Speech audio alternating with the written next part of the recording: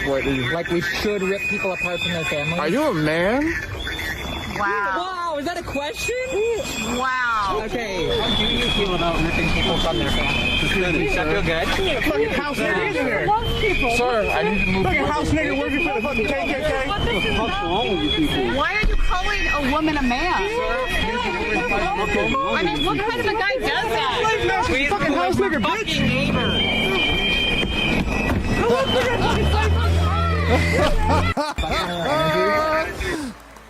A gay black man gets called a house N-word by white leftists. They've been doing that. The Democrats have been mad ever since we freed their slaves in 1865. That's why I'm safely a member of the GOP. Welcome to Wake Up America show. I'm Austin Peterson. I'm so glad and thankful to have you here. It's Wednesday, which means we're halfway there, but we're not living on a prayer. And we need all your prayers anyway, actually. Probably that black man. And he showed his face there at the end. You know what? God bless him. Give him that. He's got guts. We need that in America. We need more men with guts. It's a brand new day in the greatest country that God ever gave man, and the war on normal people has officially entered a new phase. This morning, the federal government would like to have a very serious talk with you about your beer. No offense, but it sounds like some fucking commie gobbledygook. Ladies, your wine, your cocktail, your Friday night, your Sunday barbecue, and basically any small joy you have left. The new message from our friendly neighborhood health bureaucrats: drink less. Not because you asked their opinion, not because you're an alcoholic, not because you have a medical condition, but because a panel of unaccountable experts somewhere decided your liver belongs to them. And if you think this stops at alcohol, I have a bridge to sell you, because today it's your beer, tomorrow it's your burger, next week it's your steak, then your gas stove, then your pickup truck, then your air conditioner, then your carbon budget, then your personal behavior score. This is not about health. This is about control. And we're going to rip it apart in 5 minutes of pure, high-octane, red-blooded, patriotic truth. God bless America. Do you love liberty? Show me how much you love freedom by clicking that like button. If there are 49 people watching me live right now, and 49 people click like, I'll know you all love America. Otherwise, you hate America, and you could be a communist Chinese. Go back to Soviet Russia. Welcome. We're going to have such a good show because Amy J. Easley is here. Quest Fanning is here. It wouldn't be the Wake Up America show without Drew Van Runkle, Barney Stiles, cutting clips, Brad Beckman, BB for Liberty. I'm still working on getting the clip thing set up. They're not, unfortunately, it's not turned back on, just for the insiders who know. We have like a clipping tool. We had one, but the billing system that they have is messed up, and I'm trying to resubscribe. I've contacted customer support, and hopefully we'll have that turned back on within a day or so. But sorry, Barney Styles, not working. But you know what you should be doing? You should just like reach out to Brad. You guys can message him in the Discord, forlibertynetwork.com. That's where we all hang out and chat. So if you ever want a clip of something, we can make really good ones for you and help you to promote them on social media. The rising tide lifts all boats. When people like Melly B and Will Run Riot and BB for Liberty and Barney Styles, when we're all working together, apes together strong. I've been speaking to many of you on the phone in recent weeks, talking about how we're going to make this network successful. What is the future going to look like, short, medium, long term? Daddy has a 5-year plan, but not one of those communist 5-year plans. The For Liberty Network, we're announcing it today. Forget it. I'm dropping it. We've decided we are launching less than a month from now a brand new show on the For Liberty Network. Gosh darn it. People like me. I got a lot of haters, but I got some fans too. So next month, we are going to bridge the South America, North America divide. We are going to import, with international free trade, liberalismo. We're going to import a little bit of Javier Mileiism, libertad avanza. We call it libertarian nationalism. And I see a lot of people getting hung up on the name. And those are the sort of pedantic people that I don't know if I really necessarily am able to work with. And that's okay. Because I want messy freedom. I want freedom, damn it. And if it's messy, don't care. Don't care. I got blood on my face because I had to take a status hit on a libertarian solution, and I moved it forward. Well, just call me Milton Friedman, bitch. I just dropped, call me Augusto Pinochet. Because I'm going to drop commies from helicopters. And if you get in my way, you get it too. Nothing's going to stop me. But no law, Judge will say. Judge Napolitano will be on the show today. He'll say, but what about man of all seasons, Austin? What about if the devil come after me, I will give the devil the benefit of the law. And what about if the devil came for you, the law being flat, all laws being flat? Yes, I'd give the devil the benefit of the law for my own benefit. It's just a play. Okay, it's just a play. No. This is an anarcho-tyranny. The United States lives under an anarcho-tyranny. We the people who wrote this country, who wrote the Constitution, right? The ones who live in the tradition of the founders, the C.V. Pacem, Parabellum. Anybody heard of him? G. Washington, the original G. We are the descendants of the founders. Here's my pledge. We descendants of the heroes of the American Revolution, who by their sacrifices established the United States of America, reaffirm our faith in the principles of liberty and our constitutional republic, and solemnly pledge ourselves to defend them against every foe. It's an oath I've taken. I am a son of the American Revolution. And I'm fighting for liberty, so why don't you join the fight? It's time to step up for all good men and women. Join us in Boston. Celebrate the 250th anniversary of the United States with me, Andy Opperman, Justin Peterson, Stephanie Peterson, Jake. You're going to meet Quest Fanning on this trip, so you can't not be there, Mary Kramer. You've got to join us, unless you have a government hearing committee meeting, which I totally would understand in that situation. However, we are going to be in Boston on May 1st and 2nd this year. Sign up at forlibertyshop.com. Get yourself a ticket. Go into debt if you have to. Seriously. Join me and a bunch of revolutionary patriots. We are going to be going to the Boston Tea Party Museum. We are going to take a sunset cruise on Boston Harbor. We're all going to talk about the story of the time that George Washington got Henry Knox to get the artillery and then started shelling Boston Harbor. So the British had to leave. It was a major victory for the American patriots. The Boston Tea Party. Come on, guys. Join us in Boston. Go to forlibertyshop.com. Get yourself a ticket. Let's do it, guys. Let's be patriots. For the low price of $17.76 a month, you too can buy a patriotism. It's true. What do you think me and Stephanie and Brad are doing? What do you think we're doing back here all day? We're just conspiring for liberty. Yeah. Libertarian nationalists. Hold on to your Founding Flavors coffee mugs. Put away the Adams patriotic perk. You should have had it made by now. Something else just happened that the media is terrified of, right? A jury of normal Americans just dropped a $2 million verdict against doctors who medically transitioned a minor. Yes, you heard that right. The medical liability reckoning has begun. Where's that button? We don't get to push that button very often. We don't get to push the hallelujah button all that often on the show. So when the days we do. So this is not a tweet. This is not a hash. Okay, ladies. And maybe a few men. The medical reckoning has begun. This is a jury with a checkbook saying you do not get to mutilate kids and call it care. This is what real accountability looks like. And this is why we're going to break down why this single case could collapse an entire sordid industry faster than 1,000 culture war arguments ever could. And as if that wasn't enough, ladies, hold back. We're going to ask the most dangerous question left in America today. Does the United States still have a constitution, or is it just a nice PDF file we pretend to care about while federal agents kick in doors with administrative warrants and bureaucrats wipe their feet on the Fourth Amendment?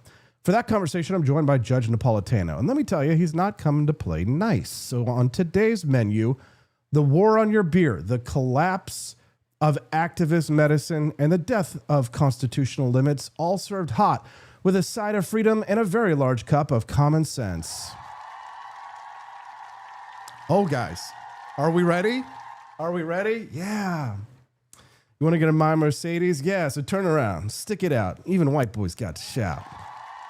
Baby got freedom. I'm in a mood today. You're watching Wake Up America, and yes, you are exactly where you need to be. Patriots, if you care about liberty and you are looking to do more than just be in a Rumble chat, this is not the year to sit on the sidelines. This is the year to get in the fight, to build something, right? And I can get you paid to do it. Did your ears just perk up? CampaignJobsNow.com is actively recruiting for 2026 campaigns all across the United States. And this time it's more than just volunteering. Stop giving away your time for free. Get paid to work on a campaign you actually believe in. I've worked with these guys for years, can vouch, legit. Learn voter contact, master field operations, build real on-the-ground experience, and get paid for it. This is how you go from supporter to professional to senior staffer running your own campaign or field operation. You can advance liberty and your career at the same time.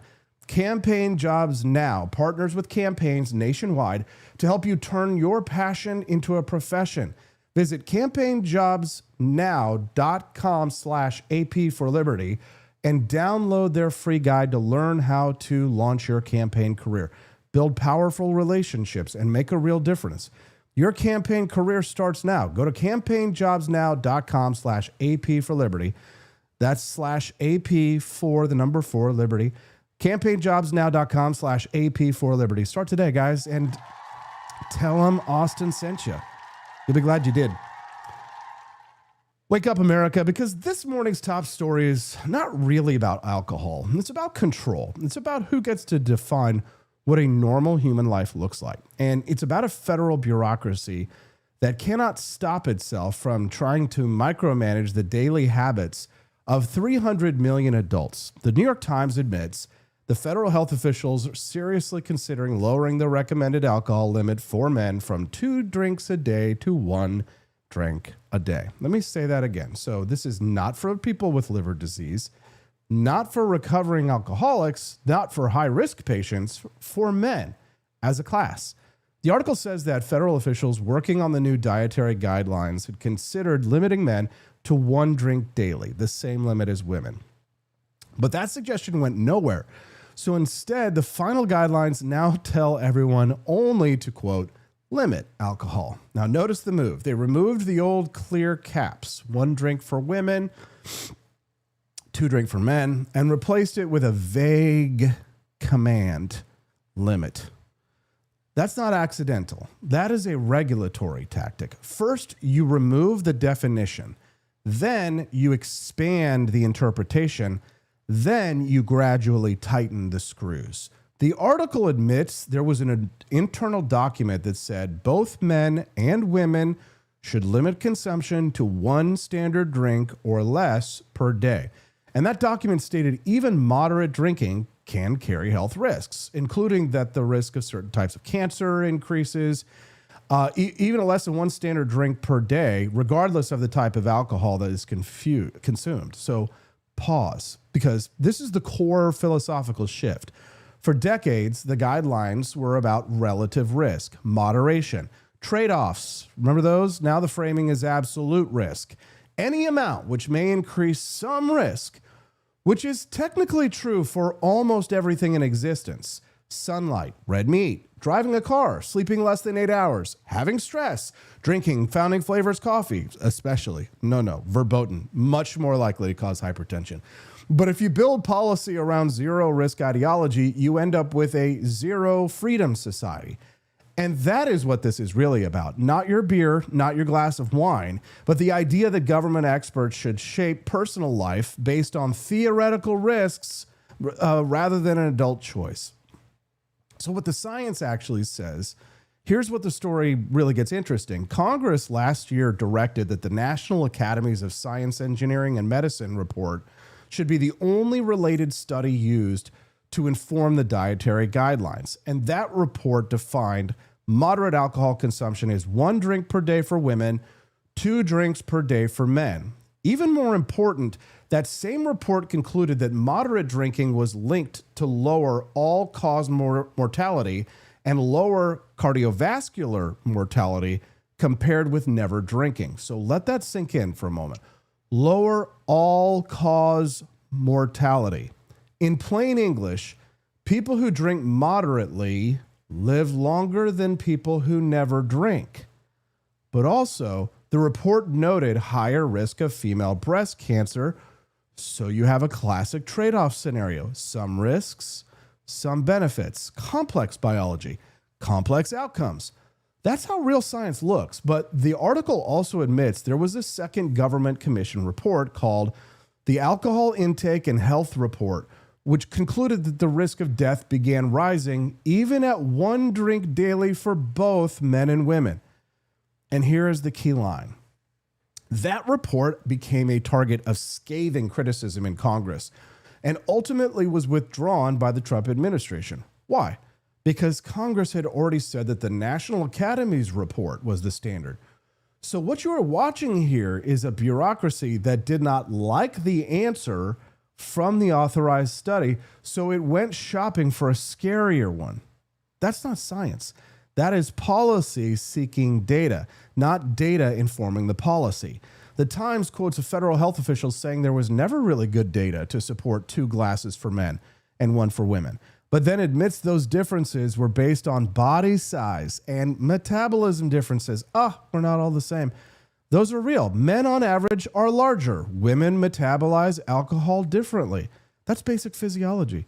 So even the internal justification is contradictory. And notice something else.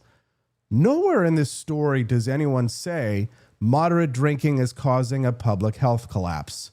There is no spike attributed to 1 drink a day men. There is no emergency. There is no crisis. There's just a theoretical modeling exercise turned into a national lifestyle recommendation. Okay? Now, the most honest quote in this entire article comes from the epidemiologist who led the National Academy's panel. He says, there are a lot of reasons people drink alcohol. What we are saying is health shouldn't be one of them. Doctors should not recommend that people drink alcohol for any reason. I mean, that sounds reasonable on the surface until you remember Winston Churchill had to get a prescription to drink alcohol in the United States of America. I mean, what the hell is wrong with people? This is America, and Winston Churchill needed a prescription to drink? Yeah, look it up. Yeah, it all sounds reasonable. You know, a doctor prescribing a beer or a whiskey or a... Yeah, the doctor, it goes from doctors should not prescribe alcohol as medicine to the government should shape culture away from alcohol. Those are 2 very different things. The article goes further and it says men drink more, binge drink more, and generally do dumber things when impaired. That's a direct quote. Men do dumber things. There it is. The subtext. Men are a problem to be managed. Male behavior is a pathology. Male freedom is a risk factor, and therefore men need tighter guardrails. Not because most men are alcoholics, not because most men are dying from a beer a night, but because men as a category are viewed as socially dangerous. This is the same worldview that produces carbon credits, meat taxes, soda taxes, gas stove bans, and eventually personal carbon tracking. Look it up. That's the thing. It's a technocratic mindset. If a behavior creates any measurable risk, then experts should steer it, nudge it, tax it, discourage it until it becomes socially unacceptable. And then they pretend this is not moralizing. They pretend this is not cultural engineering. They call it health. But health becomes the justification for limiting everything. And once everything is a health issue, everything becomes government business. That is the pipeline. Men as a category are dangerous. Okay, now do race. Our vault. I swear to God, that was not my quote. They're going to take that in context when I run for president again one day. Just kidding.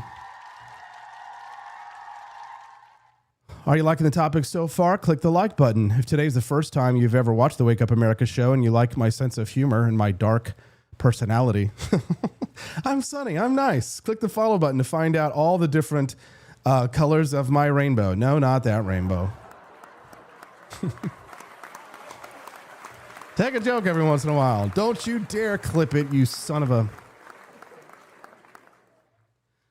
If you like the Wake Up America show, please click the like button. So let's be clear. Alcohol has downsides. Sure. Yeah, it can damage your liver. Men get addicted to it. I've seen women destroy their lives over alcohol. I'd be willing to believe that it does increase certain types of cancer. Every adult already knows that. We don't need a federal task force to explain that water is wet. The question is not whether alcohol has risk. The question is, who decides how much risk you are allowed to take with your own body? For decades, the answer in America was you do. The answer is gradually becoming a panel of unaccountable experts using modeled studies and vague language. Notice how the final guidelines no longer give you a number. They just say limit.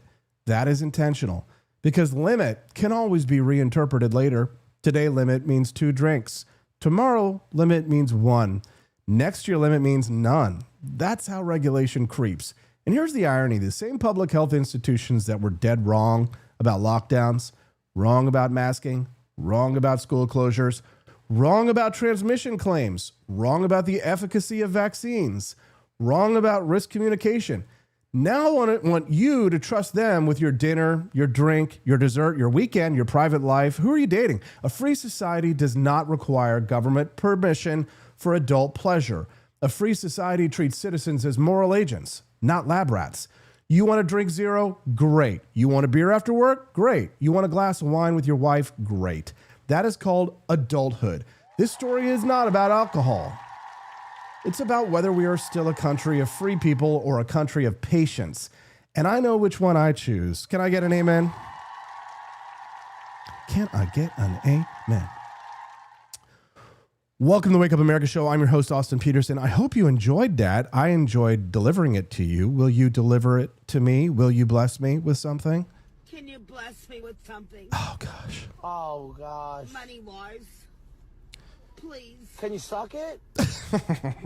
Do you know why this podcast with a relatively small audience has survived for 3 long years? It's not because I'm a trust fund baby. I'm not. It's not because I got gold buried out in the backyard. I got a lot of guns, as Scott Fawn will testify. But I ask because if I don't ask, I don't get. If you are a supporter at a 1776 level, upgrade it, right? Contact us today. Let's get you from 1776 to 20, or from 20 to 50, or from 50 to 100. If everybody who's listening today could just go up 1 level in support, that will create a multiplier effect. Your small change can have a huge outcome. Brad and Stephanie and I are working our tail feathers off. Wednesdays today are particularly punishing, difficult days for us to pull off the whole family/media mogul titan politicos thing every day. So not only are you making a small contribution, if you're donating 1776, just go sign up for 20. If you're already a member, we'll cancel your old one. Just send us a text message. Let's get you upgraded today because the power of multiplication is so powerful. Compounding interest. We're going to, by this December, if I'm successful, if my current trajectory continues, by the end of this year, we will have a very powerful institution. Cafecito Libre launches less than a month from now. The For Liberty Network, it's just going... It's like a mushroom, Drew. It's just... Poof. Today's the day, guys.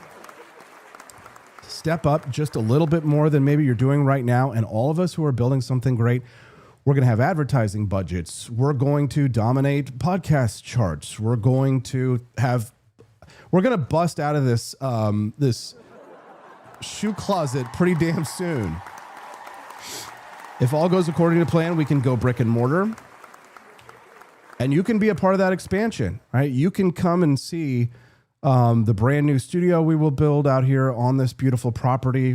One day, the Wake Up America show will have the sunrise in the background, and it will be the sun that you helped us to show. We will build the most beautiful liberty network that this country has ever seen. We will bring Javier Malayism to the United States. Mylene Salabaria, host of Cafecito Libre, will interpret Millet. It's a bilingual show. Drew says he hears me and he's working on our tithing budget. Buddy, we get it. You're always here supporting us in other ways too. So But if I don't ask, I don't get. So dig deep and support me and Stephanie in our cause and our fight for liberty. We are doing overtime to make liberty win in this country. And I know that you'll be glad with the results that you will get. Where are we? Okay, so wake up, America, because one of the most important illusions in the modern age is collapsing in real time. The illusion that the high priests of the left are our moral superiors. The illusion that their intellectual titans are courageous truth tellers. The illusion that their heroes stand against power rather than serve it. And today, the name at the center of that collapse is Noam Chomsky. The man who's made a multi-decade career out of calling America the greatest criminal enterprise in human history. The man who has lectured you about imperialism, about exploitation, about elite abuse, about the system protecting monsters. And now we find out he was personally, socially, financially, and privately connected to one of the most notorious monsters of the modern era, Jeffrey Epstein. Not a drive-by photo, not a fundraiser handshake, not a fly-by-night introduction, regular communication, financial advice, social planning, vacation discussions, and most damning of all, private advice to a convicted child sex trafficker on how to handle public backlash. Ignore it. Let the hysteria fade. Do not engage. That is not ignorance. That is not naivete. That is not an accident. That is character. And what we're about to walk through today is not just a scandal about emails. This is a full autopsy of a man who has spent 60 years preaching morality while practicing elite solidarity.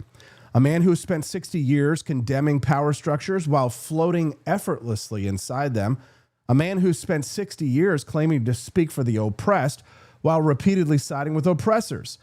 This is not a story about a bad look. This is a story about a bad soul. Because if the guy who tells you every day that the system protects predators turned out to be helping a predator, then the real question is not what happened to him.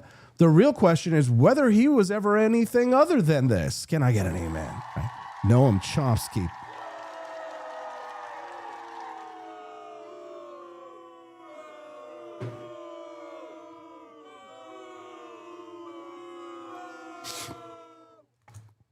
The receipts. Oh, please, God, Austin, show us the receipts. Here's the receipts. They call it the fall of man. What if you just never thought he was anything to begin with? I always thought Noam Chomsky sucked.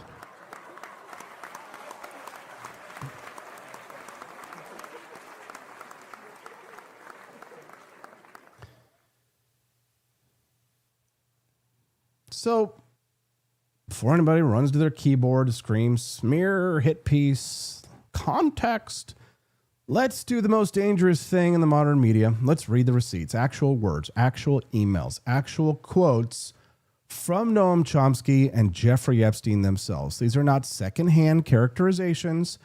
These are not opinion, their own text. Epstein writes to Chomsky about meeting up and says, "Enjoyed as always, come to New York or Caribbean. Enjoy the food." Chomsky responds, "We did too, very much. We enjoyed it. Valeria's always been keen on New York. I'm really fantasizing about the Caribbean island." Read that again. I'm really fantasizing about the Caribbean island. Not a metaphor, not a joke about weather, not a stray comment, a desire, a daydream about vacationing with a convicted child sex offender on his private island. Then comes the most damning revelation of all. Epstein tells associates he sought advice from Chomsky about how to navigate what he called the horrible way you were being treated in the press and public. Epstein forwards a message signed Noam that reads, "I've watched the horrible way you're being treated in the press and public. It's painful to say, but I think the best way to proceed is to ignore it." That's particularly true now with the hysteria that has developed about abuse of women, which has reached the point that even questioning a charge is a crime worse than murder. That's the quote. "Ignore it," Chomsky said. "Hysteria, about abuse of women. Even questioning a charge is worse than murder. This is not a law school discussion about due process. This is not a philosophical treatise about evidentiary standards. This is a powerful intellectual comforting a convicted predator and telling him to write it out. Wait for the mob to move on. It continues. The message attributed to Chomsky says, I've had tons of hysterical accusations of all sorts. I pay no attention unless I'm approached for comment on a specific matter. It's a nuisance, but it's the best way. In other words, this is Chomsky presenting himself as a veteran of public controversy, giving a playbook. Say nothing, do nothing, wait it out, understand the timeline. This is years after Epstein pleaded guilty, by the way, in 2008 to soliciting an underage girl, not before, not during uncertainty, after conviction, after jail time, after the world knew what Epstein was. And Chomsky's private response is not horror, not disgust, not severing ties. Oh, no. Sympathy, strategy, damage control. And then we see the financial thread.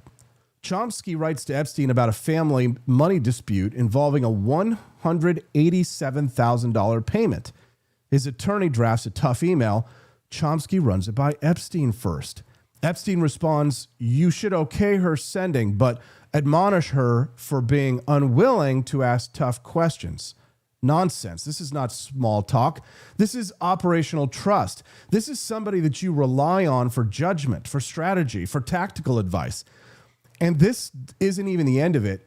Emails show Epstein associates sending a $20,000 check related to administering the Chomsky challenge in linguistics, money, projects, coordination, right? This is a relationship. And on top of all that, Chomsky emails other power figures and says, Jeffrey Epstein gave me your address, lots to talk about, using Epstein as a social bridge, as a connector, as a door opener. These are not the actions of a man who met a stranger at a conference once. These are the actions of a man comfortable in the orbit of Jeffrey Epstein.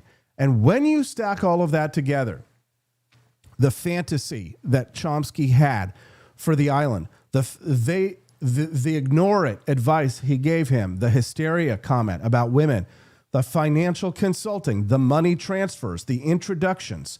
The only honest word for this relationship from Chomsky to Epstein, complicity. Let's get the facts on the table. Chomsky exchanged friendly emails with Epstein about meeting up in New York or the Caribbean. And Chomsky responds, his wife likes New York, but he is fantasizing about the Caribbean island. The island. The very island that has become a symbol of systematic child sexual abuse. And this is after Epstein had already pleaded guilty in 2008 to soliciting a minor, not a rumor, not a whisper, not a conspiracy against him, a conviction. And yet here is Noam Chomsky daydreaming about vacationing with him. Then we learn that Epstein told associates he sought advice from Chomsky about how to deal with the press and public over his sex crimes.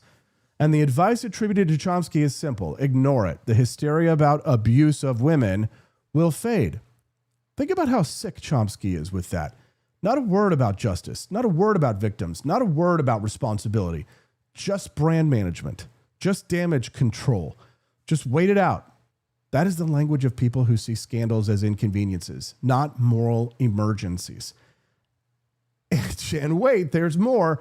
Chomsky sought Epstein's advice in a six-figure financial dispute involving his own family estate.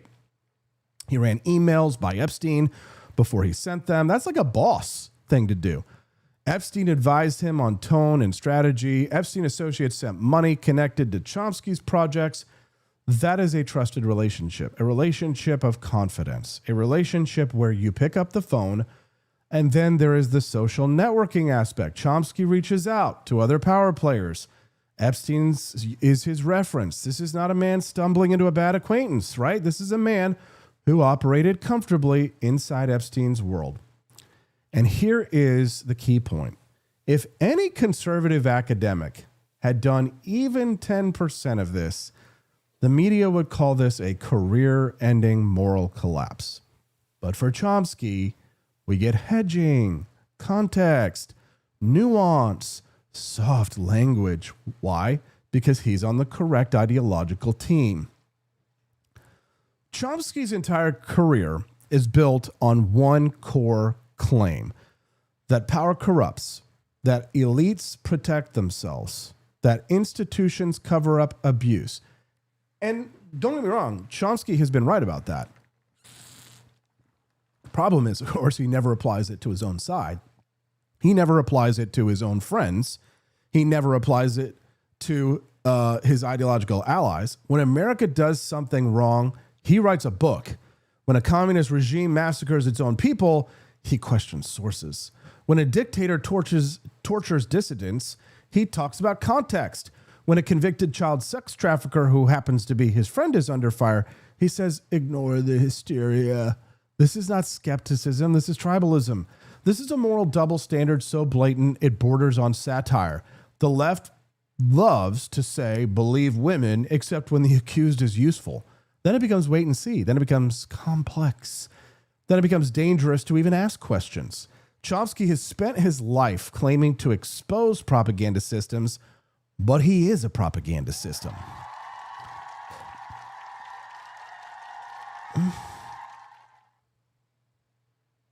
He's a walking, talking filter that sorts evil based on ideology. If evil hurts America, it is a scandal. If evil helps America's enemies, it is misunderstood. And if evil helps its friends, it is to be ignored. Right? That is not philosophy. That is priestcraft. He does not seek truth. He seeks narrative control. And the Epstein files did not create this. They exposed it. Where are my Chomsky haters in the chat? Let's talk about the body count that Chomsky has spent a lifetime minimizing. Chomsky downplayed reports of the Cambodian genocide, cast doubt on survivors, attacked journalists who documented mass graves. He defended Cuba while political prisoners rotted in cells. He praised Venezuela while millions starved. He excused Nicaragua while dissidents were jailed. He consistently portrays socialist tyranny as imperfect but well-intentioned, while portraying Western democracies as fundamentally criminal. This is not accidental on Chomsky's part. It flows directly from Marxist theory. Marx didn't write about limiting power. He wrote about seizing it. And every system built on that idea requires force. Secret police, censorship, prisons, firing squads. You cannot collectivize society without coercion. And every time socialism is implemented, it produces tyrants. Not because people did wrong, but because the idea itself demands it. Chomsky knows this history. He simply does not care, because for him, the real enemy is not tyranny. The real enemy is Western civilization, individual rights, private property, free markets, constitutional limits. That is what he wants to tear down, and he will happily overlook mass murder if it advances that project, just like he overlooked Epstein if it kept him inside the right social circle.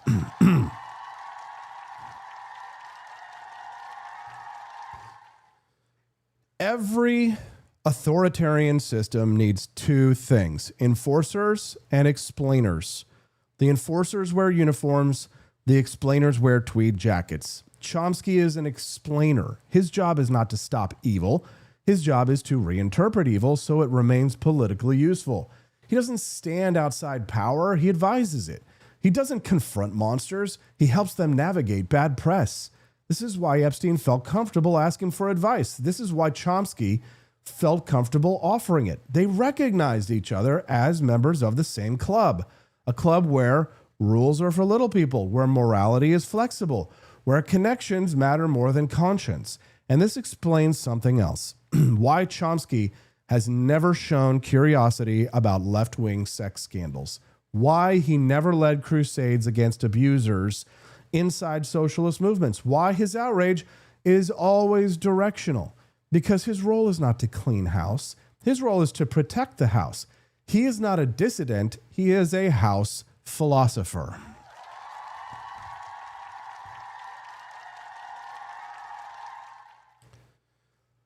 Here's the final verdict on Chomsky, the bottom line. Jeffrey Epstein did not expose Noam Chomsky. He confirmed what his career has always signaled to anyone willing to look at it honestly. that his morality is performative, that his philosophy is a costume for power politics. He did not stand with the victims. He stood with the predator. He didn't challenge the system. He operated inside it. He didn't speak truth to power. He gave power advice. And what that means is his entire brand collapses. The man who called everyone else complicit was complicit. The man who called everyone else corrupt was corrupt. The man who pretended to be a moral giant turns out to be a very small man. Noam Chomsky is not a hero of the left. He's studying what the left produces. Intellectuals who preach compassion and practice cruelty, who preach justice and protect monsters, who preach equality and live above the law. Chomsky's legacy should not be debated. It should be buried. Because history doesn't need another court philosopher for tyrants. There are plenty of those throughout history. Grima worm tongues. The truth is simple. Noam Chomsky did not spend his life fighting evil. He spent his life managing it. Can I get an amen? Can I get an amen? All right, I got to set up for the next couple of topics. I just need like a couple of minute break, guys. I'm really dry today. I got a little bit of a throat thing going on, so my voice is very delicate. Please forgive me. I will be back in like 2 minutes. Just going to play a couple commercials. Please keep unlocking that bonus content. Head over to the Great Grift the Great Grift Shop at thegriftshop.com. Do a little shopping. Every purchase you make helps to unlock the bonus content. We're already well on our way, though, thanks to the generosity of some of you. Thank you. We'll be right back on the Wake Up America show. This is the For Liberty Network.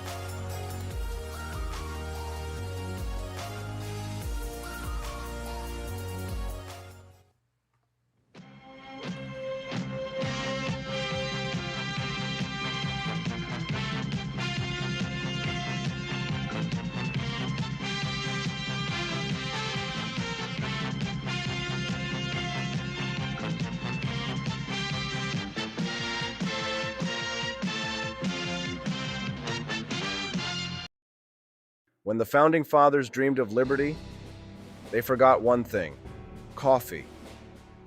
Introducing Founding Flavors Coffee, the brew that built America, and the brew that's fueling a new revolution, one kitchen at a time. Small batch roasted, Patriot approved, and disappearing faster than a redcoat at Yorktown.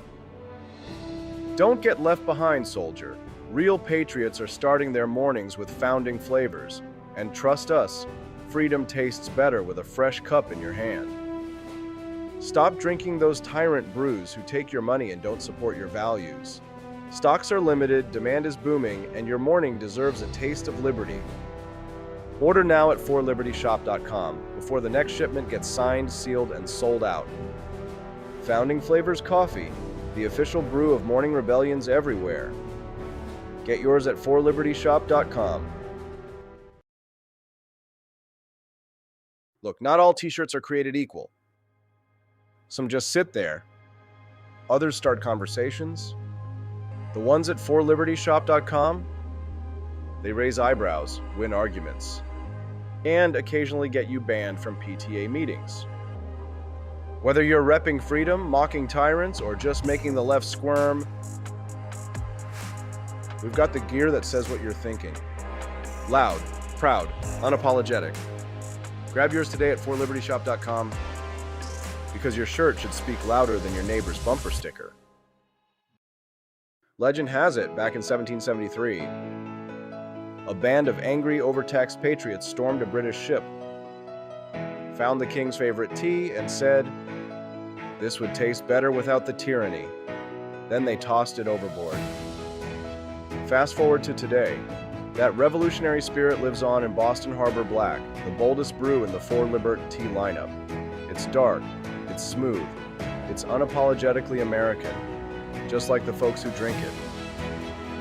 Whether you're sweetening it up on the front porch or drinking it straight like a Minuteman before battle, this isn't tea for royalty, it's tea for rebels. No fake flavors, no corporate slogans, just a cold glass of Don't Tread on Me in liquid form. So skip the woke iced tea aisle and stock up on Boston Harbor Black at forlibertyshop.com. Because when the heat's rising, the least you can do is drink like a patriot. Imagine bringing George Washington back to life. Just to explain that in 2025, men can get pregnant, Waving an American flag might offend someone, and our government is $34 trillion in debt. But that's not all, George. We have drag queen story hour for toddlers. Pronouns are mandatory. And Harvard can't define woman. Oh. And we send billions to Ukraine but can't fix potholes in Ohio. You know, just normal modern empire stuff. I'm sure he'd be totally cool with it. Right after he finishes reloading. He didn't cross the Delaware for this nonsense, but you can carry on the fight with gear that would have made King George cry. Shop bold, shop free, shop for libertyshop.com.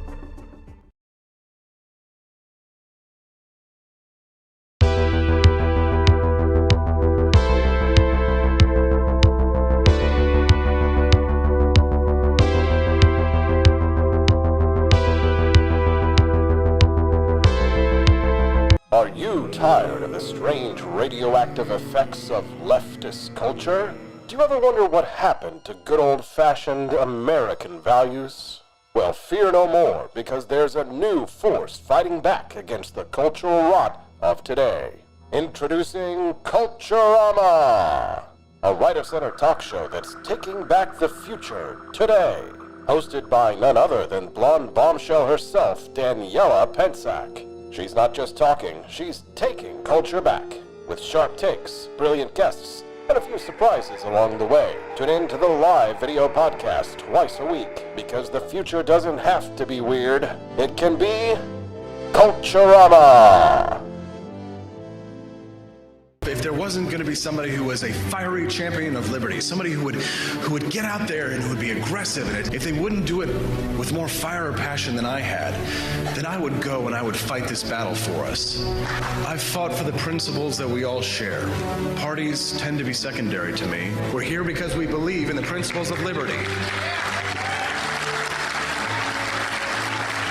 I am not a perfect messenger, but I think I'm a damn good one. This is a replica of our first president's flintlock pistol. You have my full support, my respect, and my gun.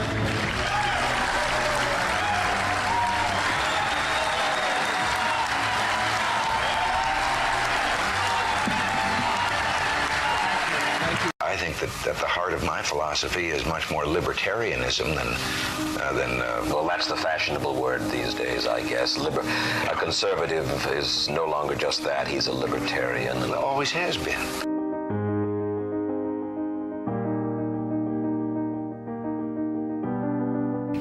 Yet any time you and I question the schemes of the do-gooders, we're denounced as being against their humanitarian goals. They say we're always against things, we're never for anything.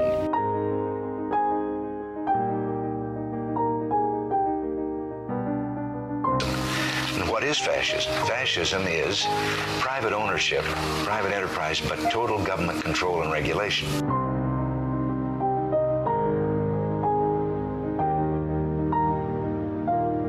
Well, the trouble with our liberal friends is not that they're ignorant. It's just that they know so much that isn't so.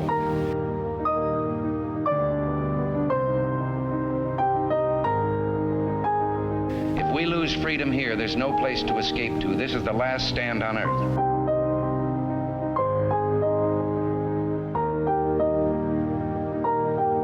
This is the issue of this election.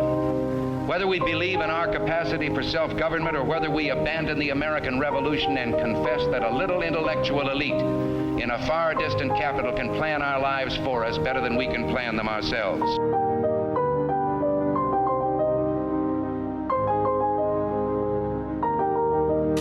Conservative, so-called, is the one that says less government, get off my back, get out of my pocket, and let me have more control of my own destiny.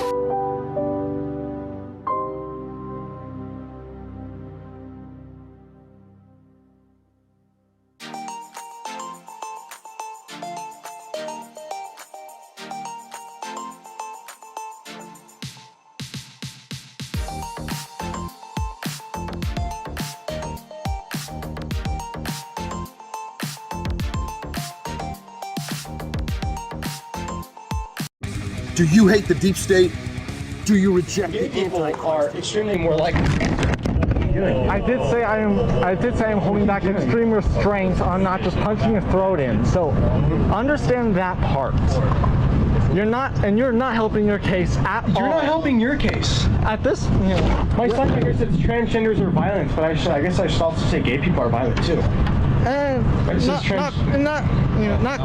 Not gay, but that's a separate little thing. This is my beautiful camera. Why are you afraid of the camera, dude? You're beautiful. Don't worry about it. You don't need to be shy to be on camera. on him. You're beautiful. You're wonderful. Hi. No, it's aiming this way. Sorry. Yeah. Hi. I want to beat this guy up. I want to just all on record. If I do end up committing assault, I don't care. If you do end up committing assault, what? Yeah, then I'm not gonna play a innocent. What? Yeah. Keep an eye on him before he gets on a rooftop and kills somebody. Good morning, Rise and Freedom. I'm Austin Peterson. You're watching and listening to Wake Up America shows. Look at this effing nerd, says Booty Sweat. Problem is that nerds kill people too. Did you guys see the guy who tried to kill Donald Trump in the field in Pennsylvania? History would have been very different.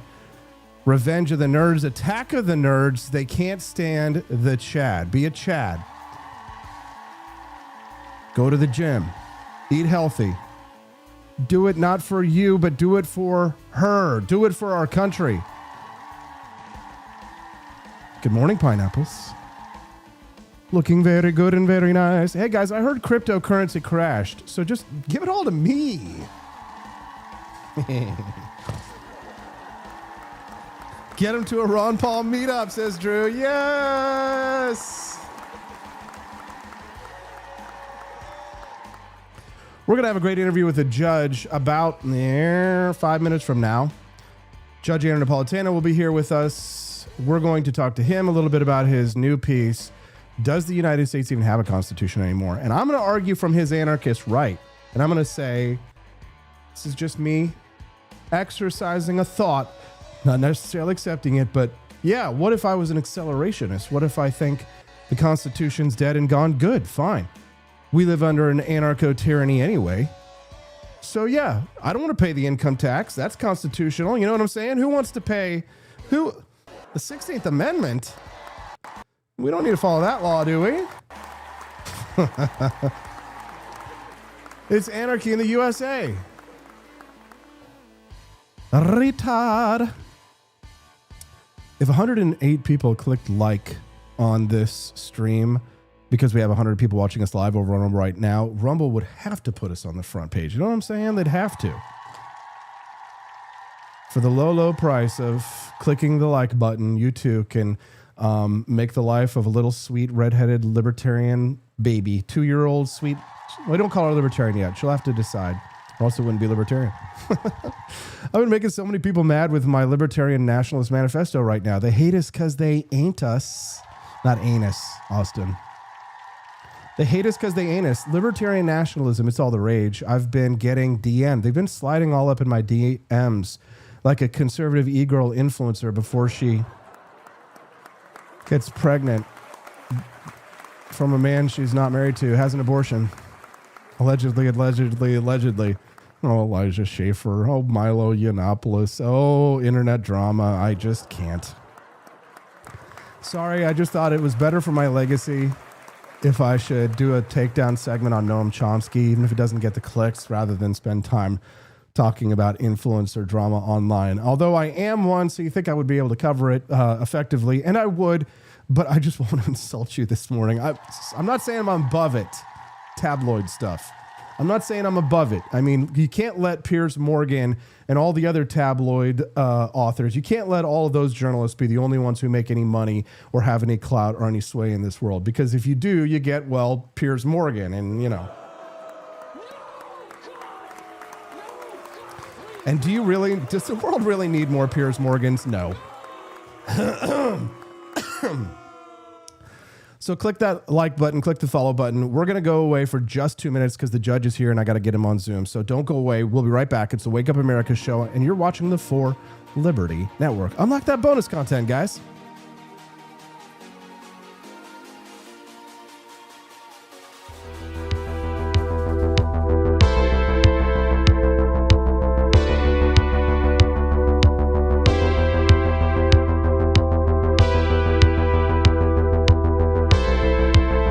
Are you tired of the strange radioactive effects of leftist culture? Do you ever wonder what happened to good old-fashioned American values? Well, fear no more, because there's a new force fighting back against the cultural rot of today. Introducing Culturama, a right-of-center talk show that's taking back the future today. Hosted by none other than blonde bombshell herself, Daniela Pensack. She's not just talking, she's taking culture back. With sharp takes, brilliant guests, and a few surprises along the way. Tune in to the live video podcast twice a week, because the future doesn't have to be weird. It can be Culturama. If there wasn't going to be somebody who was a fiery champion of liberty, somebody who would get out there and who would be aggressive, and if they wouldn't do it with more fire or passion than I had, then I would go and I would fight this battle for us. I've fought for the principles that we all share. Parties tend to be secondary to me. We're here because we believe in the principles of liberty. I am not a perfect messenger, but I think I'm a damn good one. This is a replica of our first president's flintlock pistol. You have my full support, my respect, and my gun.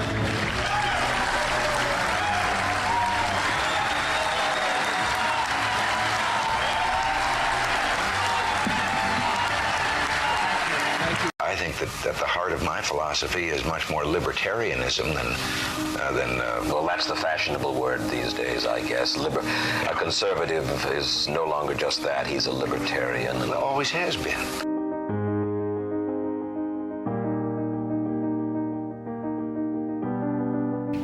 Yet any time you and I question the schemes of the do-gooders, we're denounced as being against their humanitarian goals. They say we're always against things, we're never for anything.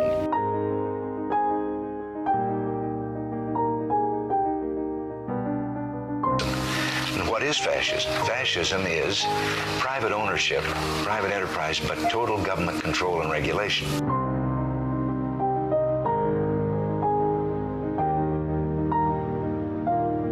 Well, the trouble with our liberal friends is not that they're ignorant. It's just that they know so much that isn't so.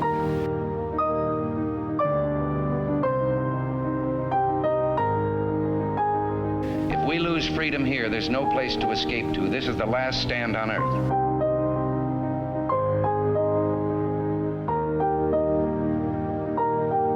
This is the issue of this election.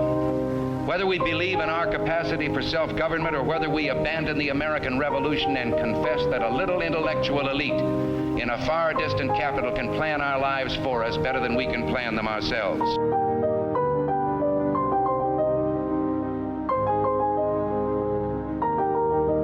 The conservative, so-called, is the one that says less government, get off my back, get out of my pocket, and let me have more control of my own destiny.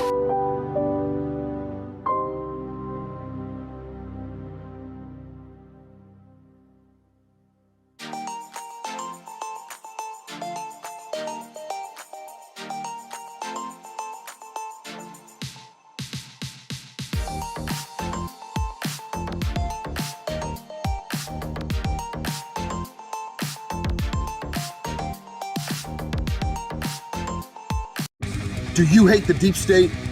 Do you reject the Antichrist in all his ways? Do you believe that aliens controlled LBJ to assassinate John F. Kennedy? Did you know that the shot can put chemicals in you that will make you more sensitive to 5G? Do you love America? Do you want more freedom?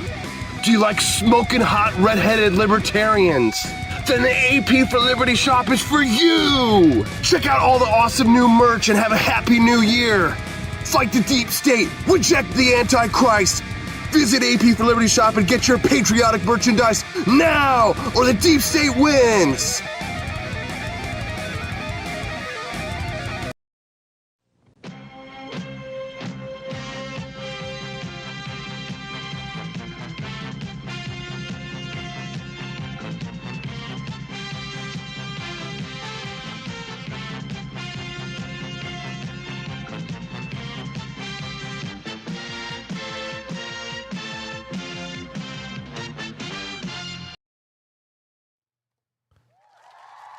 Welcome back to the Wake Up America Show. I'm Austin Peterson. Thanks for sticking around. Glad to have you here. Please click the like button if you haven't already, and the follow button if today's your first time watching the Wake Up America Show. Well, over the last couple of weeks, we've watched federal immigration enforcement expand in ways that are setting off alarm bells across the country, spiking massive protests.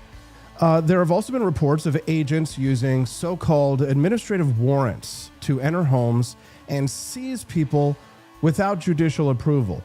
Critics say these warrants are not signed by judges, they often lack specific names, and they look eerily similar to the general warrants that sparked the entire American Revolution. At the same time, Washington insists these tactics are necessary to fight drugs, terrorism, and illegal immigration. But history tells a darker story. Every war declared by the federal government seems to leave ordinary Americans with fewer rights than they had before, from the war on drugs to the war on terror to today's immigration crackdown. Emergency powers quietly become permanent powers, and that raises a dangerous question. Do we still have a constitution in any meaningful sense?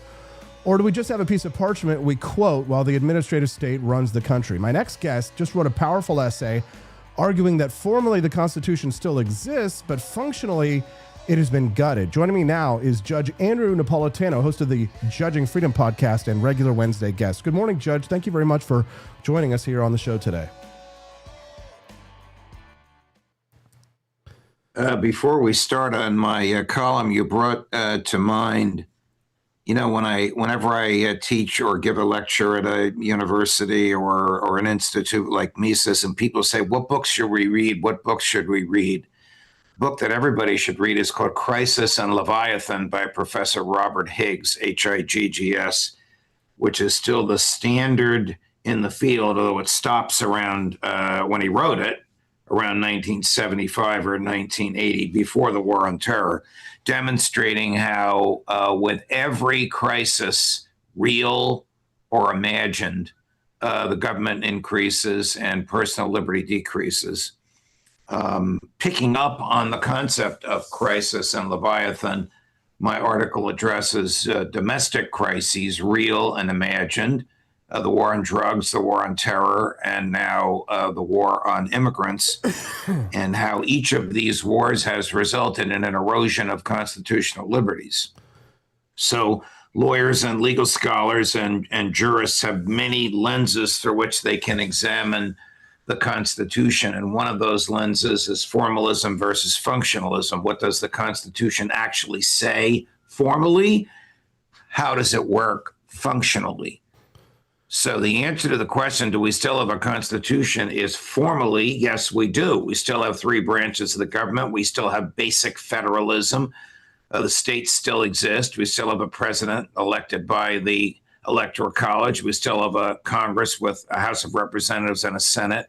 We still have a judiciary, which more or less has the final word on what the Constitution means and what the laws mean, and the resolution of disputes under those laws and under the Constitution. But functionally, the powers of the government have grown so radically, and individual liberty has shrinked so dramatically that one can argue that functionally the Constitution doesn't exist. These administrative warrants were created in 1947 when immigration was considered a civil and not a criminal issue. So if you overstayed a visa in 1947, or if you literally jumped a boat from a boat to a dock, which is what happened to many, many thousands of people before World War I and even before World War II, you weren't arrested, but they said, look, file these papers so that your presence can be made lawful. We found you because we used an administrative warrant to look up your records, and your records told us that your visa expired a year ago, and now we see that you're still here. Fast forward to after 9/11, when a violation of immigration law became criminal, not civil. The government continued to use administrative warrants, but now it used them to arrest people. So an administrative warrant is very much like a general warrant, which the British used, which was one of the main impetus factors behind the American Revolution. British soldiers knocked on doors, searching for whatever they wanted to look for and seizing whatever they found, because they had a piece of paper issued by a secret court in London, which was a general warrant.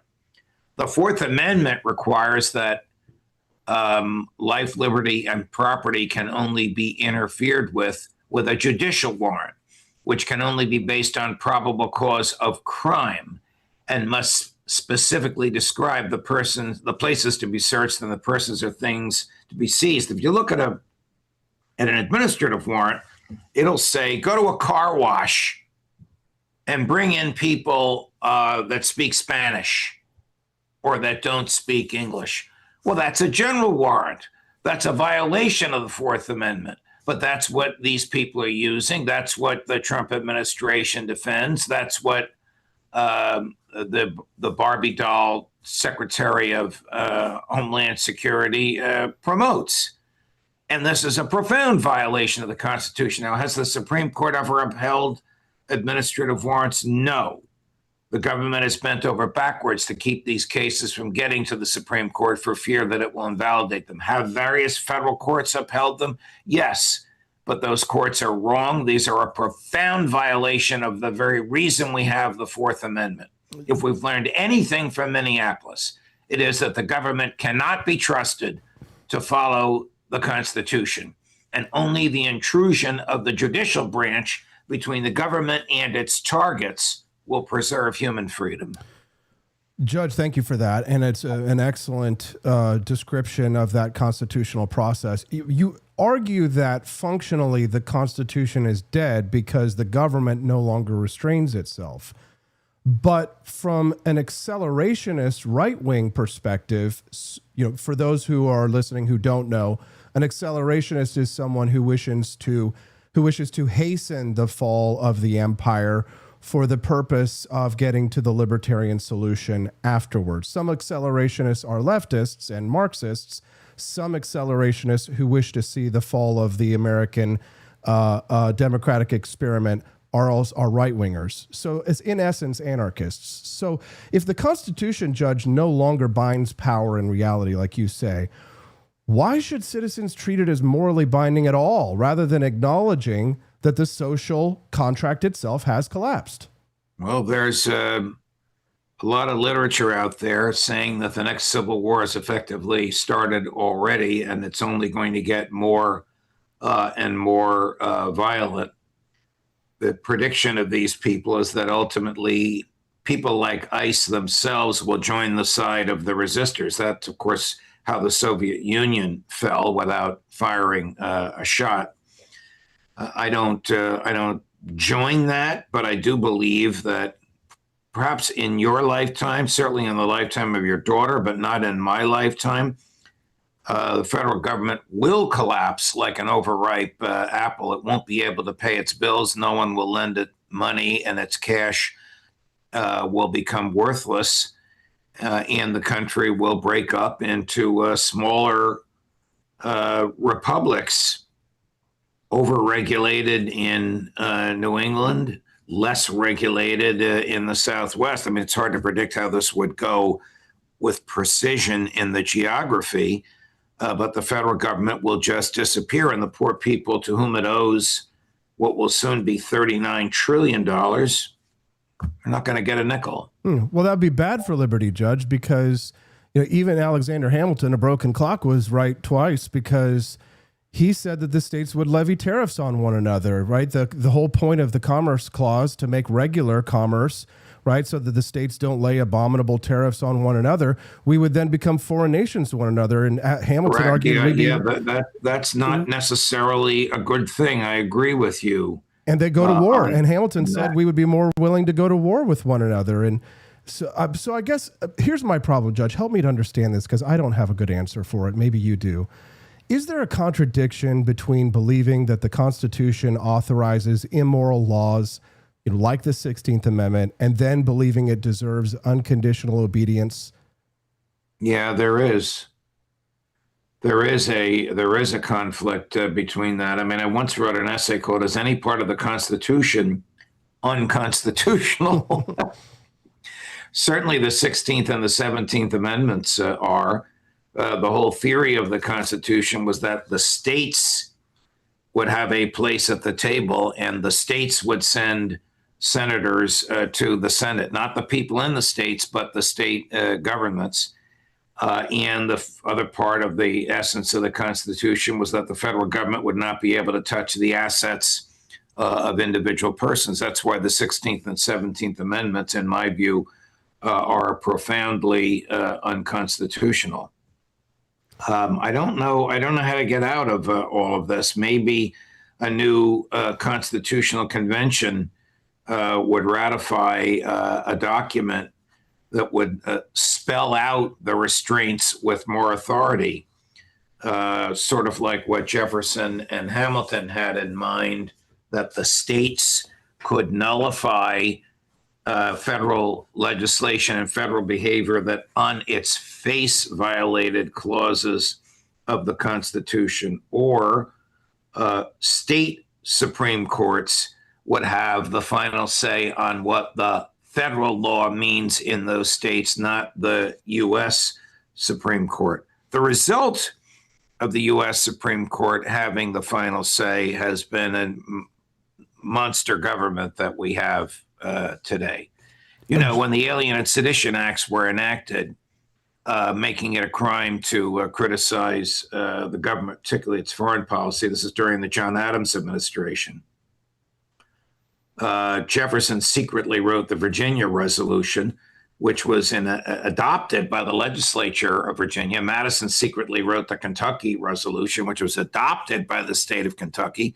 And these resolutions basically said to federal judges in those states, don't even try to enforce this because it's null and void in our states.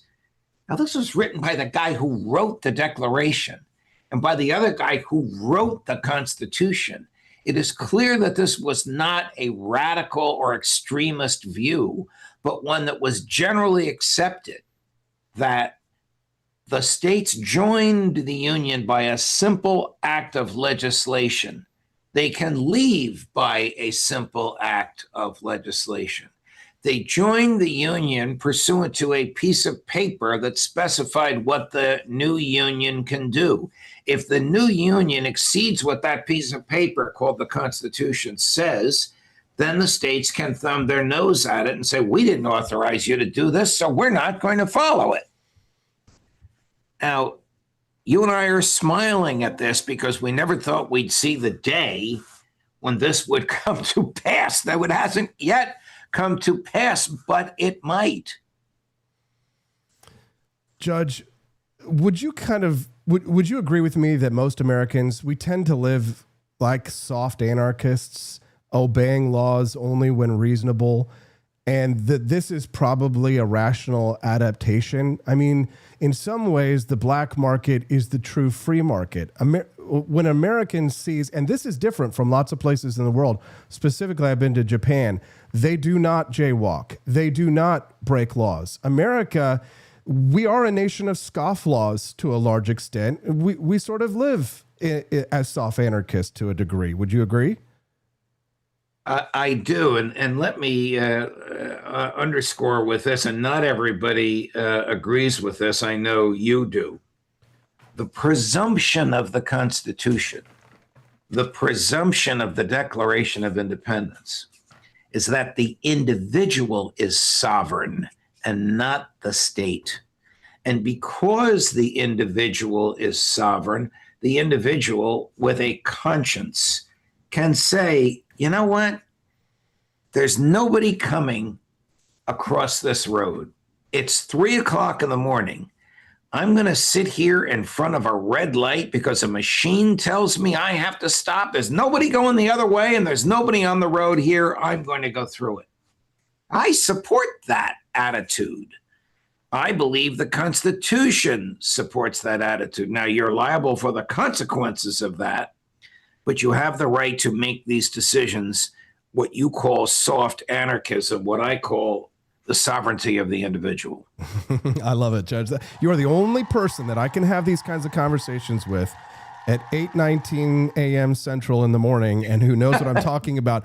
Well, seriously, Judge, who else are you going to have a conversation with about accelerationism, Hoppian anarchism, constitutional nostalgia, all before 9 a.m. Central Time? Now, I know you're on the East Coast, so it's past time to be awake and ready to rip roar. Judge, you've always had a ton of energy, and that is why millions of people tune in to listen to Judging Freedom, your podcast. Who do you have coming up for us?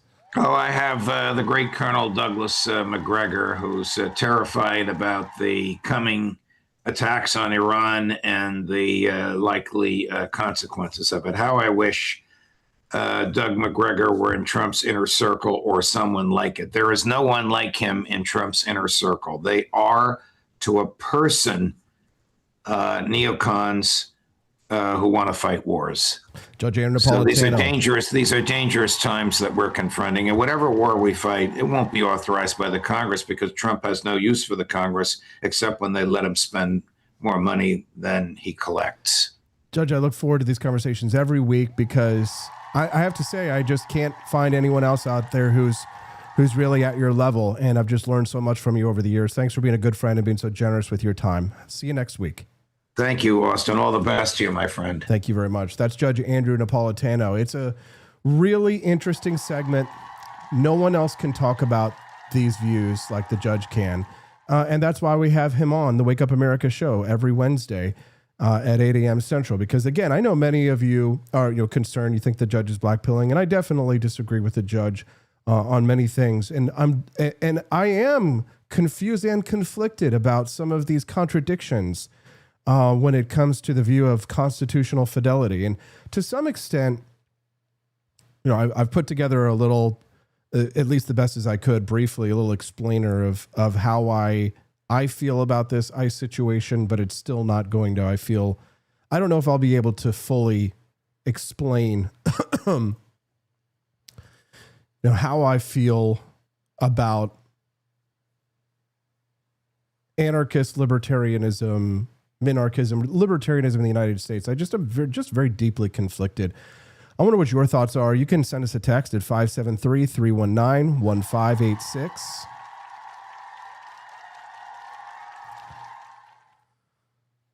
The limits of constitutional faith. Before we wrap today, and we will take a break here in just a few minutes, and I've got a piece on the medical community starting to pay the price for their transgender experimentation. We'll get to that in just a few minutes, but I just want to kind of slow down for a moment and kind of go a little deeper and philosophical. So somewhere a lot of people on the right are quietly already living, even if they don't use the language for it. Because when we talk about the Constitution being functionally dead, we're stepping into territory that used to belong to radical thinkers, anarchists, anarcho-capitalists, accelerationists, and hardcore individualists. People who don't ask, how do we fix the system? They ask, what if the system itself is the problem? The accelerationist right looks at America and says this: if the government routinely violates the Constitution, if courts ration rights, if Congress delegates legislative power, if presidents rule by executive decree, then the Constitution is not a restraint. It is a story we tell ourselves, a civic religion, a comfort blanket. And here is the uncomfortable question that I am wrestling with, and I'm desperately searching for answers. I'm seeking the truth. If the document only binds power when power feels like honoring it, is it really law, or is it liturgy? This is where some of the thinkers start to diverge from Judge Napolitano in a respectful but serious way. The judge believes deeply in the text. He believes deeply in the original structure. He believes the Constitution is morally authoritative even when it's violated. The accelerationist right says something sharper. They say moral authority comes from justice, not from parchment, not from processes, not from ratification by a democratically elected. And here's the tension. The judge admits some laws are constitutional but immoral, like the income tax. And many of us agree with him. But once you say that out loud, you have stepped across a line because you're admitting that legality and morality are not the same thing. And if legality and morality are not the same thing, why should legality alone command obedience? The accelerationist answer is it shouldn't. They argue that rights do exist prior to the government, prior to constitutions, prior to courts, and that government is legitimate only insofar as it protects those pre-existing rights. When it becomes the primary violator, its claim to obedience evaporates. This leads to a very dangerous but honest conclusion that millions of Americans already live as soft anarchists. They pay some taxes but cheat on others. They follow some laws but ignore others. They speed, they smoke weed, they work under the table, they buy guns quietly, they homeschool, they avoid regulators, they obey what seems reasonable and evade what seems evil. Not because they read philosophy, but because their American instincts tell them the system is not moral. This is not chaos. This is adaptation. And here is where my critique of, you might say, selective constitutionalism comes in. If you say that the Fourth Amendment is sacked, ICE is destroying the Fourth Amendment, but you accept the Constitution also authorizes mass taxation, central banking, standing armies, and regulatory empires, you're already picking moral favorites inside the document. And once you do that, you're no longer a pure constitutionalist. You are a natural rights thinker using the Constitution as a reference point, not as a god, which is fine, but it should be admitted. Ayn Rand would have said this bluntly. No document creates rights. Documents only recognize or violate rights, and a document that authorizes rights violations does not become moral because it is old or revered or beautifully written. The accelerationist right is not necessarily cheering for collapse despite the name. What they are cheering for is clarity in intentions, honesty, truth in word and thought and deed. Stop pretending we live under a limited government. Stop pretending that the rules still apply. Stop pretending that the referee is neutral, because only after you admit the truth can you build something honest. And this is the final thought I want to leave you with on this. I'm just dying to hear what you guys think about this.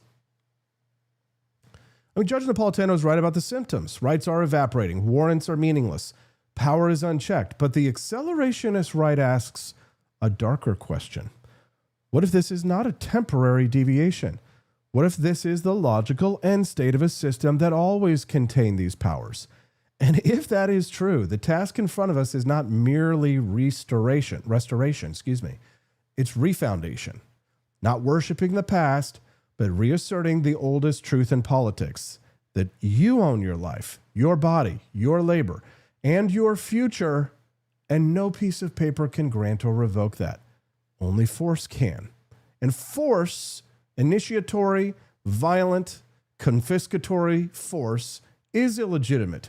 That is the line that the accelerationist right is drawing. And whether you agree or not, it's a conversation we can no longer avoid. So expect more anarcho-capitalist right-wing arguments coming from me when we talk to Judge Andrew Napolitano on Wednesday mornings. And boy, I know what the judge thinks. He has these same conflicts as much as I do. And I wonder what you think about them as well. Barney Stiles says, functionally, you only have rights you can physically demand or defend, or persuade others to demand or defend for you. Yes, guys, unlock the bonus content. Bless me with something. Can you bless me with something? I need a break, and I don't want to play commercials. God. I want you guys to support the Wake Up America show voluntarily so I don't have to force you. Not that I could. Guys, make sure you click the like button and the follow button, because that is always a free way to support the Wake Up America show. But if you want to help support the show and get some bonus content unlocked, head on over to forlibertyshop.com. I think that's probably the only way we'll be able to hit the bonus content in time. I haven't pushed really hard for fundraising lately on the show. I've just mostly tried to deliver a fantastic show. And I hope, as Mary Kramer noted earlier, that you've really enjoyed and appreciated. Excuse me, got something in my eye. Okay, I think I got like allergies acting up,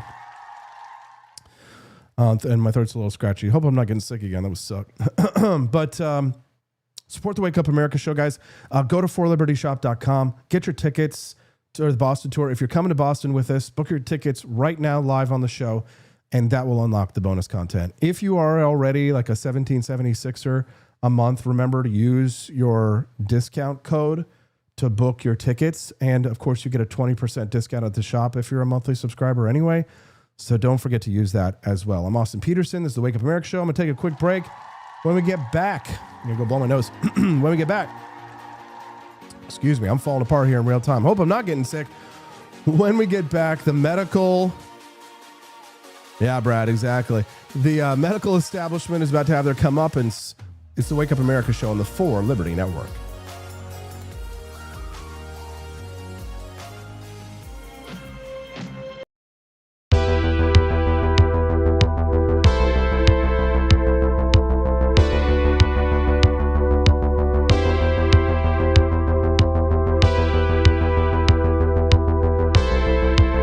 Are you tired of the strange radioactive effects of leftist culture?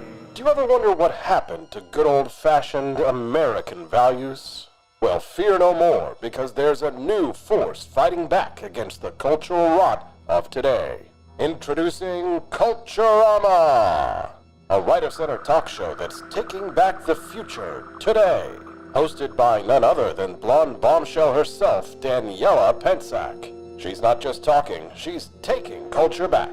With sharp takes, brilliant guests, and a few surprises along the way. Tune in to the live video podcast twice a week, because the future doesn't have to be weird. It can be Culturama. If there wasn't going to be somebody who was a fiery champion of liberty, somebody who would get out there and who would be aggressive, and if they wouldn't do it with more fire or passion than I had, then I would go and I would fight this battle for us.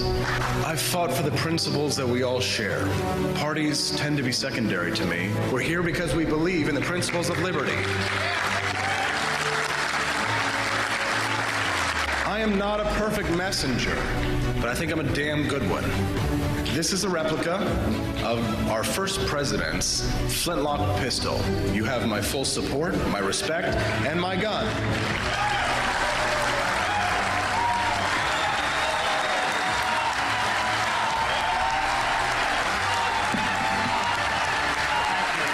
I think that the heart of my philosophy is much more libertarianism than well, that's the fashionable word these days, I guess. A conservative is no longer just that. He's a libertarian and always has been.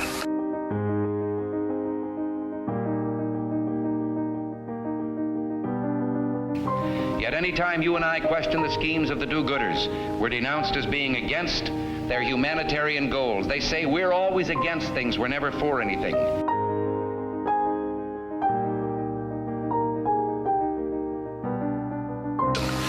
What is fascism? Fascism is private ownership, private enterprise, but total government control and regulation.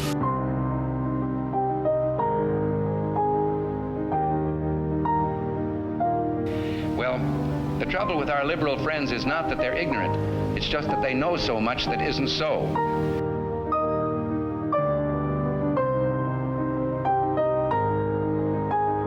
If we lose freedom here, there's no place to escape to. This is the last stand on earth.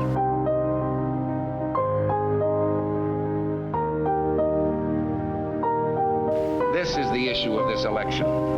Whether we believe in our capacity for self-government or whether we abandon the American Revolution and confess that a little intellectual elite in a far distant capital can plan our lives for us better than we can plan them ourselves. The emails in the files suggest that Bill Gates had additional affairs and that he tried to get medication to treat a sexually transmitted infection and that he was going to give you the medicine without you knowing.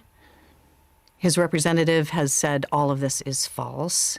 It is not on you to have to respond to the details of that alleged behavior, but I wonder what your dominant emotion is when you read these news articles with these details. The question is that.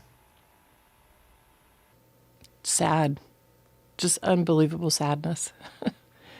Unbelievable sadness, right? And again, I'm able to take my own sadness and look at those young girls and say, my God, how did that happen to those girls, right? And so for me, it's just sadness for, you know, I left my marriage. I had to leave my marriage. I wanted to leave my marriage. I had to leave I felt I needed to eventually leave the foundation. So it's just sad. That's the truth, right? And it's kind of like, at least for me. Sad. It is sad.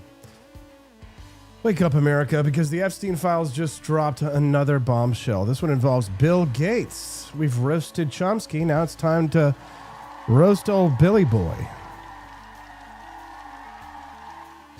Billionaire philanthropist who likes to call himself a man of moral purpose.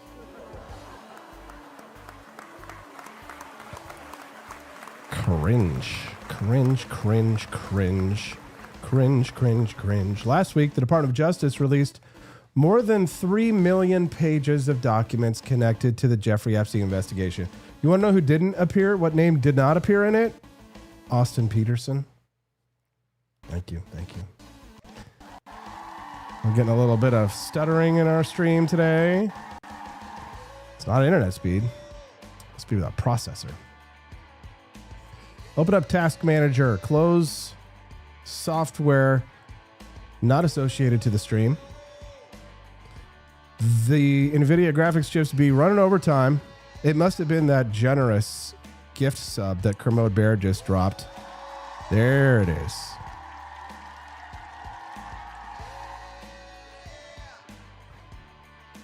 Among the name drops and emails at Epstein.gov, not Austin Peterson, there are significant references to Bill Gates. The latest reports cite draft messages saved in Epstein's email account dating back to 2013, and they include, quote, feelings of betrayal aimed at the Microsoft co-founder.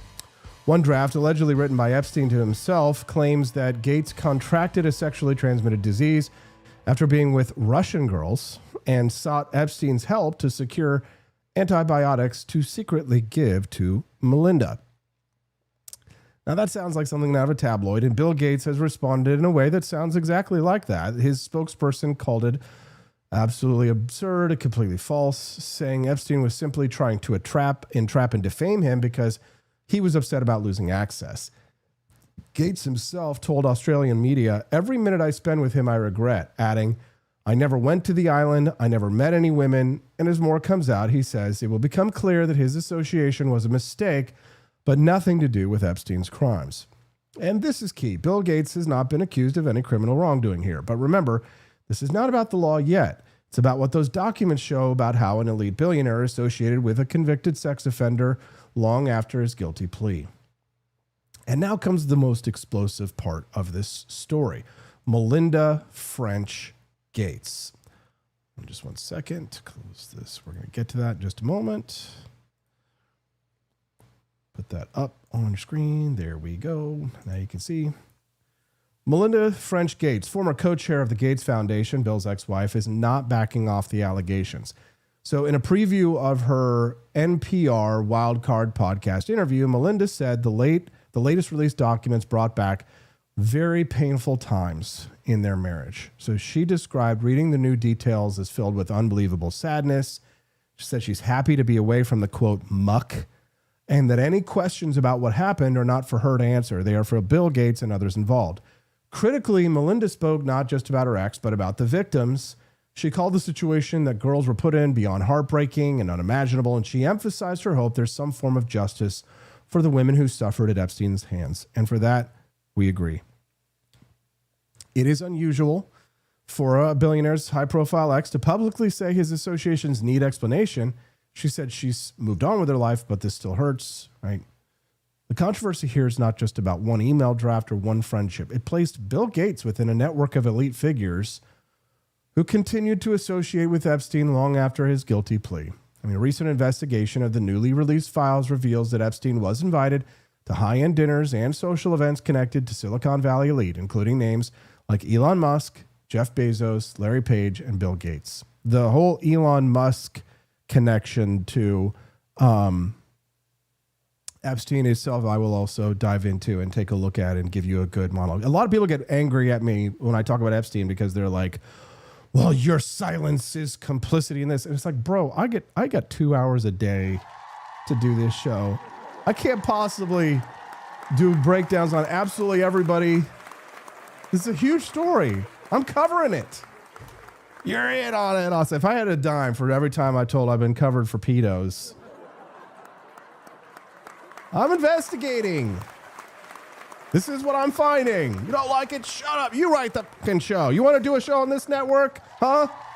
You want to be the next Mylene Salabarian? Well, maybe you can be. If you got any talent, kid. All right, so documents show Epstein was invited and presented multiple times between 2009 and 2016. So long after it was public knowledge that he was a convicted sex offender. So this is what makes this story creepy. This is what makes this story creepy. This. Even when elites claim they never met any women, never went to the island, never engaged in illegality, right? The documents show they still included him in their social and intellectual circles. And let's be clear, Epstein had already served time on charges related to underage prostitution in 2008, but their network kept him inside their world. So this is a valid question in itself. Why did powerful men and women keep wanting to be around a man with that kind of infamous record? Bill Gates has responded, but his defense is not exactly reassuring. He said, apparently Jeffrey wrote an email to himself. That email was never sent. I regret spending time with him. I never went to his island. I never met any women. It was a mistake. So Gates is framing it as a past association he regrets. But when a billionaire philanthropist who wields enormous influence over global health, education, and technology continues to have links, even casual, with a notorious pedo, questions do linger. Right? These are not names in a file. They are emails, drafts, and documents that show a continuing social connection, and in this case, emotional undercurrents like betrayal, frustration, and complex personal details. Hell, Bill Gates had Jeffrey Epstein banned from Xbox Live, for God's sakes. Couldn't play a little Call of Duty. This would have been like, what, Battlefield 1?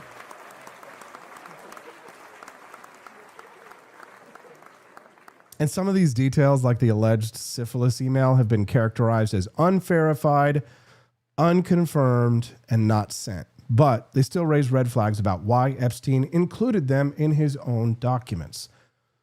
So when Bill Gates is in the same files as Trump and other big names, it doesn't mean that they're guilty of crimes, but it does cast a shadow of awkward proximity. So why does this matter, guys? Let me break this down for you. This is not just celebrity gossip. I'm not just desperate for clicks to have something to talk about. This is how powerful people operate. I'm spilling the game to you. I'm telling you how they operate behind the scenes, right? This is how powerful people operate. Bill Gates isn't just a tech billionaire. He's one of the world's most influential figures in global health, education, and funding. His foundation plays a massive role in vaccinations, disease eradication, and policy in developing countries and their governments. If a man whose global decisions affect millions of people, including children in poor countries, moved in the same social orbits as a convicted sex trafficker and continued association long after public knowledge of Epstein's crimes, that is worth scrutiny, especially when his own ex-wife is saying those questions are his to answer. This is not a conspiracy theory. This is about transparency. This is about accountability. This is about asking, when elites rub shoulders with predators, whose interests come first?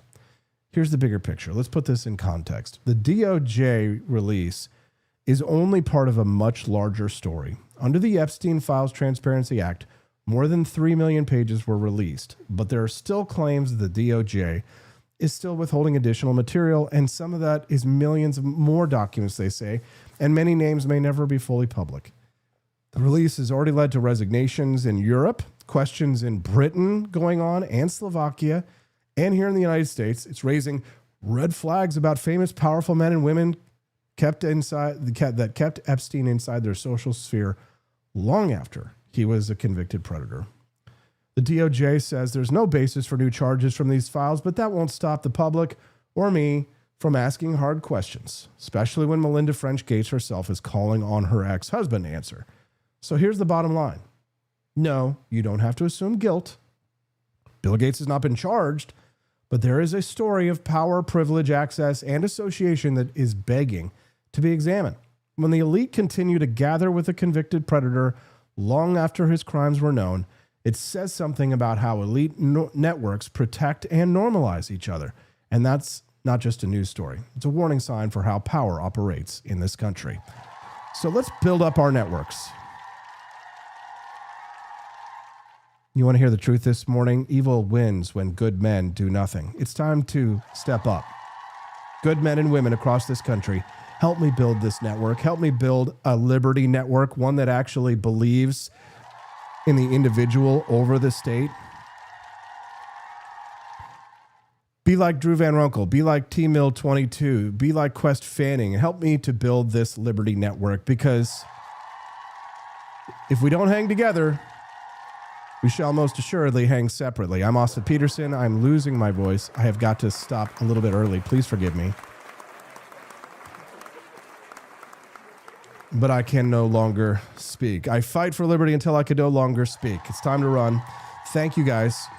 We appreciate everybody who helped to support the Wake Up America show today. If you haven't, please visit the Grift Shop at thegriftshop.com. Get yourself a box of delicious Founding Flavors coffee. Cafe? Cafe,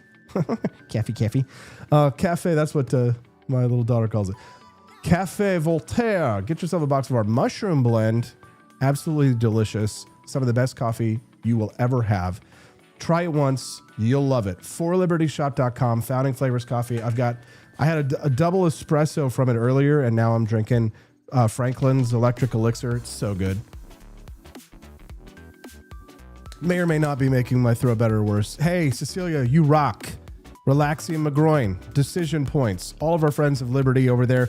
Thanks for helping us to build the For Liberty Network. We'll see you guys right back again here tomorrow. Don't forget, Liberty tonight on the Wake Up America show's For Liberty Network.